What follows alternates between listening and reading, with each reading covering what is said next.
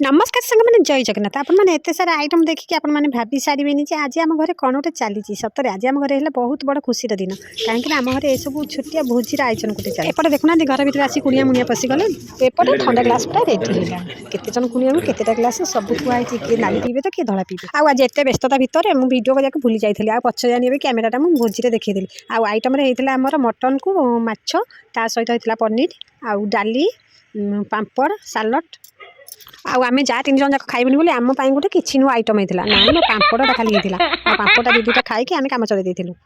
तापर भी असल कथा आस एत सब भोजी भात है असली कथा आपने कौन जानवे असली कथा हूँ आम पुअर माने आम घर बड़ पुअर आज थी कन्या देखा Oh my God. नाई मैं भूल कहीदेली बोधे कन्या देखा नु पुओ मान कौन कन्या देखा हुए बर देखा Let's go. ये खिया पिया सरिया पर पान पुड़िया सब व्यवस्था होता पान पुड़िया व्यवस्था सरिया पर आमर बर देखा आरंभ हो गला ये पान पुड़िया व्यवस्था मो पुओ 2 जन जाक भल कर पारती बोली दायित्व दि जाइए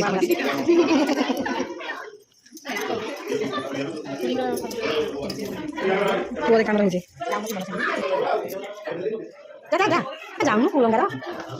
आउ ये नुआ कुणिया मैंने पुअर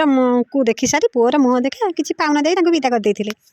तापर कुणिया मानकर विदा पाली आसी आउ से आमर पाउना दिहला आमर विदा है तो आपन काड़े एमती सब विधि विधान अच्छी ना नहीं आप मत निश्चय कमेंट करी कहे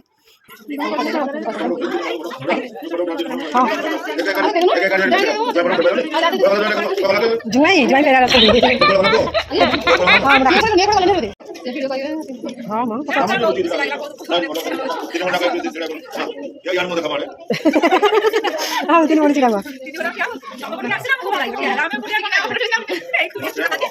ये देखो मेन कथा आम मन जानी आम कुणिया मैंने आम मिठा नहीं आसते आम सीना भोजी भात किसी खाई पारूँ कि मिठाटा खावाई आम आसी जाता आउ ए मड़मड़िया जिलापी आम 2टा पार्टी पकई ये आम कम शेष करूँ तो आपको आज मिनी ब्लॉग केमती लगे मत निश्चय कमेंट करेंगे भल लगे लाइक कमेंट शेयर करेंगे और जब आप मो चैनल नुआ अच्छे सब्सक्राइब करेंगे जाऊँगी नमस्कार जय जगन्नाथ।